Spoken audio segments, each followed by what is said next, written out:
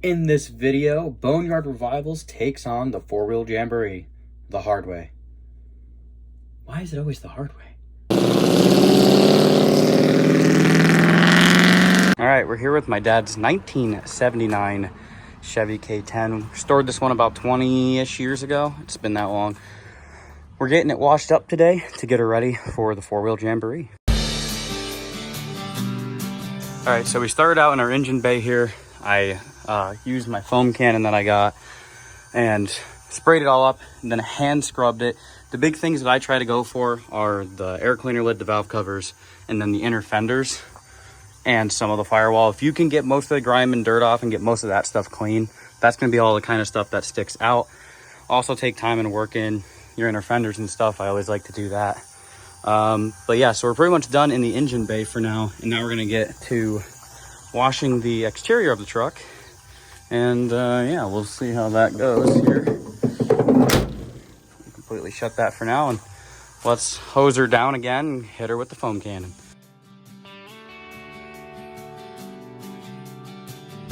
Alrighty, we got her all foam cannoned up. Now we're gonna start from top to bottom, and the reason why you want to do that is because all the dirt and grime and stuff is always going to collect on the bottom part of the truck. So you don't want to be down here scrubbing and then come back up here, because there's a good chance you're going to pick up dirt and debris and you're going to scratch the paint all up in here.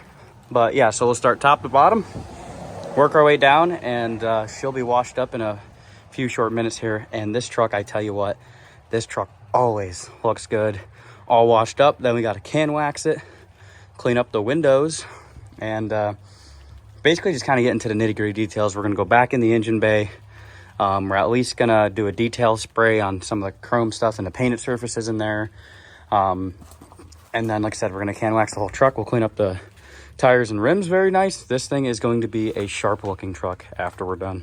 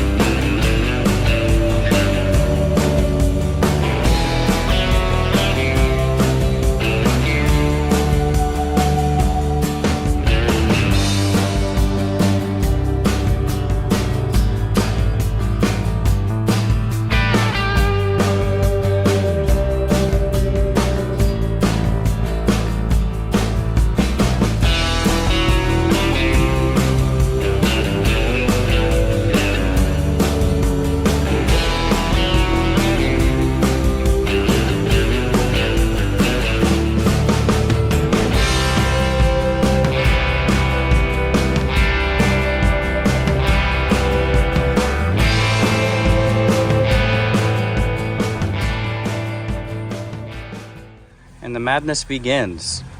We have one night at this point to get this truck ready for the Jamboree. Black truck's ready. By the end of the night, aka tomorrow morning, this thing needs to be done. So, you know, we're just pulling all-nighter, and we'll make it to the show, right? Yes, we will! We got to get the back brakes back together. We have to put a whole fuel tank in it. So I guess while he's going to work on the brakes, I'm going to tear a fuel tank out.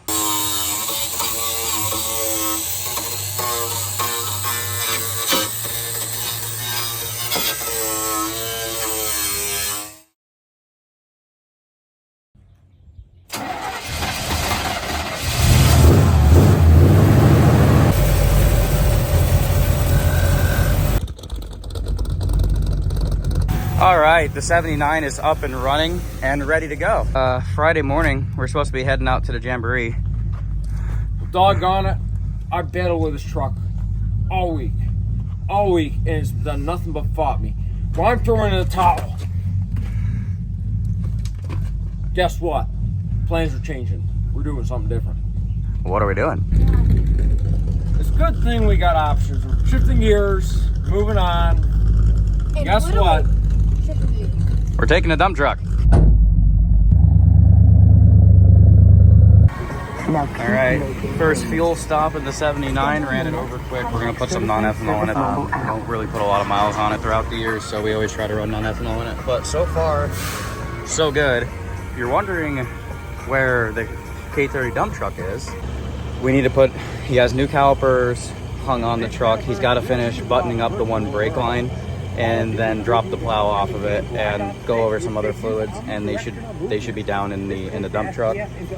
So yeah, well, she only took 8 gallons. Nice. That's cheap. I'll take that. But yeah, so we're gonna head down there, try to get a spot, and then he'll be down in the K30 shortly.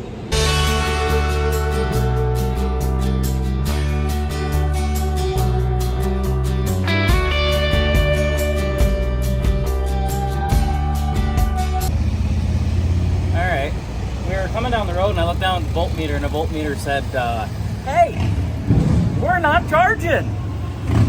The belt came loose and it flipped, and of course we don't have another one, so I'm gonna have to try. Unfortunately, I don't like doing it this way, but basically I'm gonna have to put it back on, limp it there, and then have the old man grab one and bring it down. Well, battery's stone cold dead, so we're not firing it back up without a jump. And honestly, we need to put another belt on. Once those belts roll, they're done. You could try to tighten them up and limp it home, but it usually doesn't work. So now we're on the side of the road in a square body yet again. Oh man. So what happens when you don't run them? They get mad at you and they go, hey, I need attention. But well, I guess we're waiting for the old man to show up with battery and belt and all that good stuff. What we will do though is I'll hop back in there, pull that belt off, so when he gets here we just throw the new belt on and hopefully we're ready to roll. Well, since we're stuck here, I might as well wipe it down and wet wax it, right?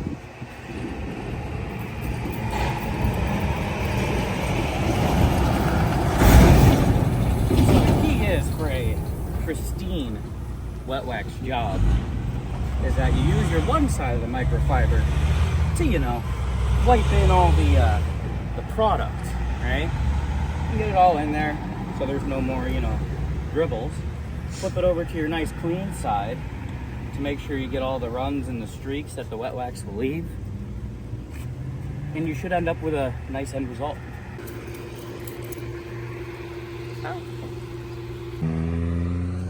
You having fun? Sure. Yeah.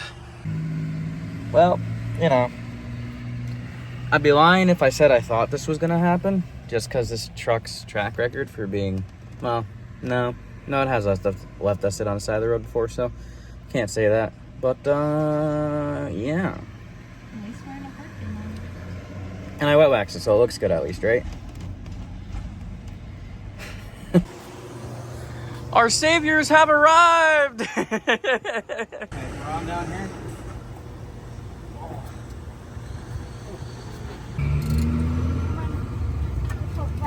Oh, look at that, like friggin' magic. Awesome.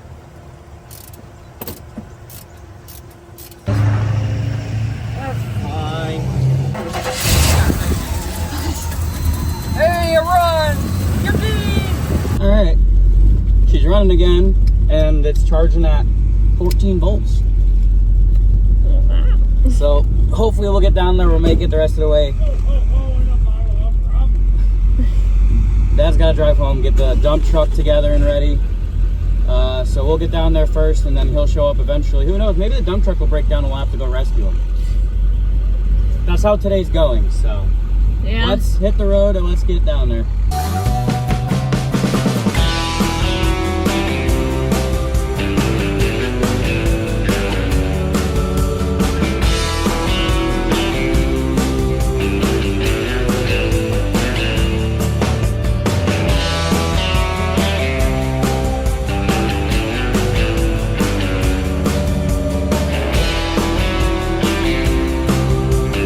Oh, made it down for the first day. The old man will not be here, so it's just going to be us in 79 for today. We're going to give one more hoorah to the old green truck tonight, see if we can get that. If not, maybe we'll be back down here with this truck and the dump truck tomorrow.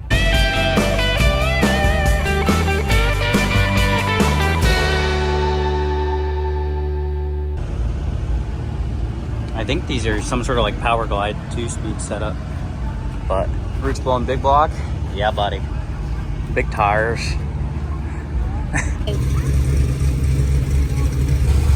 Tunnel ram, small block Mopar, buddy. This thing's sweet. That's the purple you want your CJ, right? Maybe. I could live with that purple. That's a good looking purple. I was thinking more like metallic violet. Ah, okay.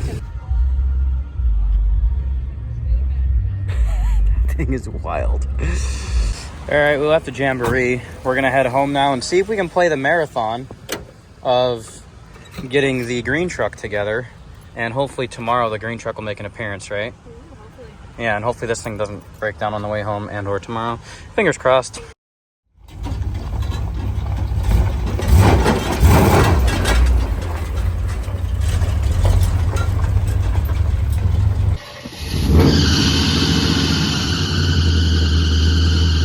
All right, I think we're just about ready for day 2 of the Jamboree. We ended up throwing a new alternator on because the pulley on the alternator that was in this wasn't so good, and we just had to swap the whole alternator. So square body's up and running. And we're also taking the dump truck. Green truck once again not ready. You ready to go? Yeah, I'm ready to bang some gears. Oh yeah? All right, well, let's hit the road.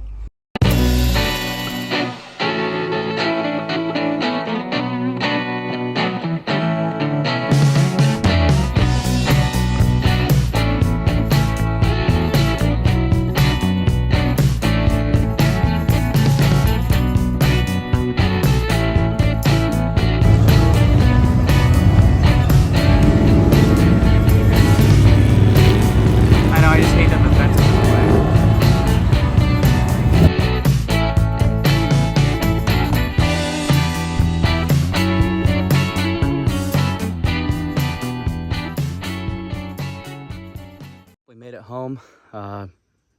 Black truck. That's what I've always referred to as when I was a kid. But the 79 K10, flawless today after we put the alternator on and stuff. So good to go there. As far as I know, dump truck was good. I don't know. We kind of, after we left, we kind of diverged ways with my parents. But both trucks ran great.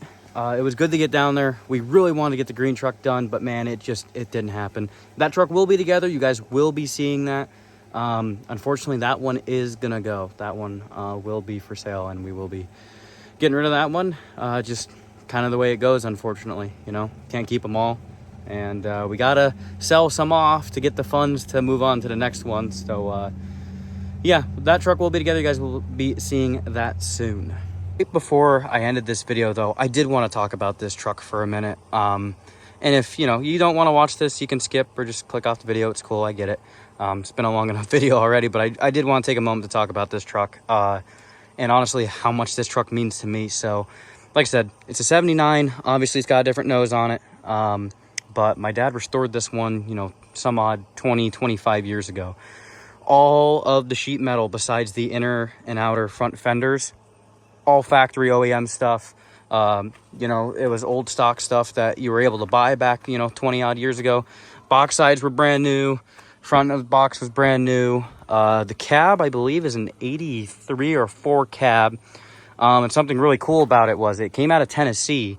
So the cab corners and stuff, which unfortunately this one's starting to puss a little bit. But all OEM cab, but the only weird thing about it is that the top was rotted. So somewhere, which they, when my dad did this, he took so much time to make it right. This cab is actually 2 cab. Well, I locked the door, but basically somewhere in here, it was basically spliced back together and welded. And as you can see, the bodywork was done really, really nice. So you can't even tell. But this truck is just such an awesome truck. Look inside it here. He went with the blue. Now, funny story with this truck is that it wasn't originally supposed to be black like it is today. It was actually supposed to be this color blue.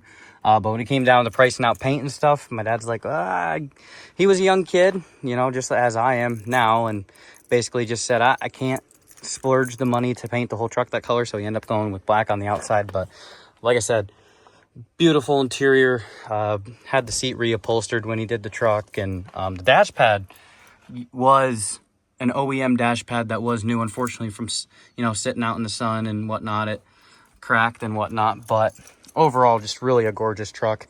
We'll get under the hood here. For the hood here, we have a small block Chevy 350. Now, the cool story behind this engine is that my dad actually built this engine originally when he was 16 years old. And this engine spent a few different lifetimes in a few different vehicles. It started out, he had like a 81 or 2 Caprice, like a 4-door Caprice, that when he first put it together, this engine went in that car, but I think it literally was in the car for like a week or two. And then the red Chevy Impala that you've seen on the channel before, this engine was stuffed in it when he was in high school, ran it around, and that's when that car was kind of notorious around the area for just, you know, being a really sweet car. I want to say I don't even know what heads are on. I'm pretty sure he bought the heads for it, but it was like a stock replacement type deal. But the bottom end has been gone over, I think, and it's 40 over flat tops. I know that, so technically it's a 357. The cam in it, I want to say, is probably, if I were to guess, it's honestly really similar to the cam that was in this truck. It's probably like a 218 to 220 duration. I want to say it's got like 450 or 456 lift or something like that. But it's cool because this engine has been living pretty much untouched since he put it back together. And it just went from one vehicle to the next because the cool story is that he needed this truck initially to he didn't have a truck, so he put a truck together, and the next thing you know, it turned into a whole restoration. But that engine, he needed an engine, so he stabbed this engine in this truck, and then the 305 that's in the car to this day, he stuffed in it so the car was still, you know, runnable, drivable, movable, all that stuff. So really cool kind of story behind the engine there. But man, this truck is just such a clean example of a truck. It is a Silverado. It has all the Silverado packages, AC truck, electric windows, locks, all that. And man, it's just one of those things that as a kid, absolutely idolized this truck. I mean, always just wanted one like it, and I always wanted this truck. And one day, hopefully in the far future, I actually will be owning it. But that's the whole reason why I bought this truck. My love for the square body Chevys started with this truck ever since I was a little kid. And like I said, here we are today, you know. But yeah, man, just such a cool truck. And I mean, the amount of work and whatnot that went into making this truck as nice as it is, you know, and then it's even just keeping it this nice, you know, after how many years of just, you know, having it around and running it and stuff. It was awesome. Thank you to my dad for letting me run it this weekend, because obviously with this truck being blown apart, I haven't drove this truck in how many months now, and I cannot begin to tell you guys how much is actually eating me up.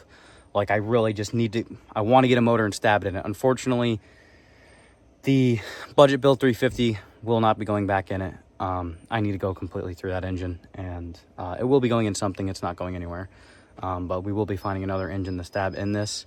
But I need to get it back together, because driving this truck, you know, this weekend really makes me miss this old girl. So we will be getting that back together at some point. So there's a little history on it, and like I said, this truck pretty much started it all for us in some aspects of just, you know, like I said, there's a reason why we have all the square bodies we do now. But I just wanted to mention that in this video, because I feel like this truck's always seen in the background, but you never actually get to, you know, see it. And I finally get to show it to you guys, because this truck is just so mint, and it really is. It's a gorgeous truck. So Dad, thanks for letting me drive it for the weekend. Loved every second of it, even the breakdown. But this truck's so awesome. But with that being said, that's the end of this video. I'm gonna stop my little ramble, but I just want to throw that in there. You know, like I said, a lot of appreciation for this truck. Love it, adore it. And yeah, this weekend was awesome. And thank you guys so much for watching this video. Guys, if you got a project or you want to go get one, just do it, man. I'm going to tell you that. Just go get something. Work on it with your spouse, your kids, your dad, grandpa. Just go get one. Go get something. Start wrenching in the garage, because you will make memories that will last a lifetime. Go buy something. Seriously, go do it. You'll love it. It's awesome. But with that being said, thank you guys so much for watching this video. Really appreciate all of you guys. This year, you know I said in the beginning of this year, I wanted this year to be the year for Boneer Revivals, and I think we're killing it. I really do. And that's all to you guys. You know, everyone that keeps watching, sharing, liking, commenting, really appreciate you guys. But again, for the second or third time now. I will stop rambling. We'll catch you guys later. Get out in the garage, start wrenching on your projects, because your dreams will never work unless you do. Until next time, here on Boneyard Revivals, thank you guys so much for watching. We'll catch you later.